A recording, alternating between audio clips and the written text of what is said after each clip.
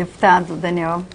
Boa noite a Peronde, a Luciana, a Margarida, a Tânia. É um prazer a gente poder estar participando do programa, ainda mais num momento histórico para o Brasil. Ontem nós vimos a maior manifestação política espontânea da história desse país. Eu andei nas ruas do Recife por mais de 3 horas. Tentei andar, na verdade, porque os aplausos, os abraços, as palavras de incentivo, Peronde. Daniel, vai em frente, você nos representa. A gente sente que tem hoje no Congresso Nacional uma bancada de deputados que está ouvindo a voz das ruas. Nós não podemos ignorar os fatos.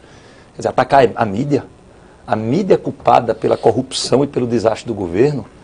Quando a mídia foi importante, por exemplo, no processo das diretas já, é evidente, talvez a direta já tenha sido a segunda maior manifestação da história da política brasileira, a mídia também ajudou, também de forma ininterrupta. A mídia foi às ruas e mostrou. Contra a mídia. Quando a gente teve o impeachment de Collor, havia uma novela na Rede Globo, que é a maior televisão do país, estimulando as pessoas a irem às ruas. O impeachment de Collor foi coberto intensamente pela mídia. É evidente que o jornalismo ele tem que estar conectado aos fatos e à realidade.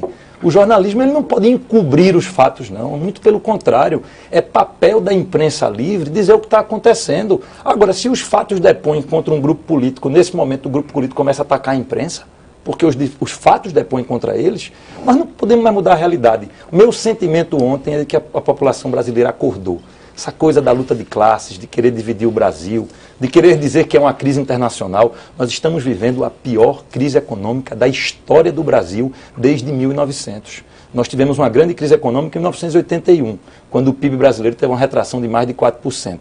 Caiu a ditadura militar. Nós tivemos uma segunda grande crise econômica na história do Brasil, em 1990, quando houve o impeachment de Collor. Infelizmente, a gente está indo pelo segundo ano consecutivo para uma retração do PIB de mais de 3%. É a maior retração do PIB da história desse país. Então a gente não pode querer botar sol em peneira. A população ela sente isso, o desemprego aumentou, a violência estourou nas grandes cidades. Nós temos o pior momento na saúde pública da história desse país. Quem usa o SUS sabe o que eu estou falando. Não é quem fica aí de intelectual em barzinho tomando uísque importado e discutindo teoria. Quem está lá na ponta precisando de saúde pública no Brasil sabe que a gente está vivendo o caos.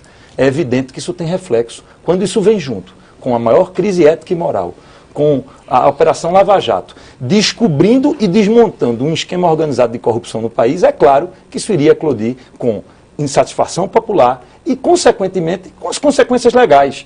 Impeachment, cassação no TSE e Operação Lava Jato são questões legais que vão ser debatidas democraticamente. Eu concordo com a deputada Margarida. A saída que nós tomarmos, ela tem que ser constitucional, ela tem que respeitar a lei e as regras vigentes. Qualquer coisa diferente disso, e até para citar um exemplo, de igual que eu, por exemplo, não admitiria discutir. Eu vi semana passada nascer a proposta de uma intervenção e um parlamentarismo nesse momento. Isso é golpe. Aí sim é golpe. Porque a presidenta ela foi eleita para o presidencialismo. Nós fomos eleitos para esse Congresso, um Congresso presidencialista. O impeachment não, ele está previsto na Constituição.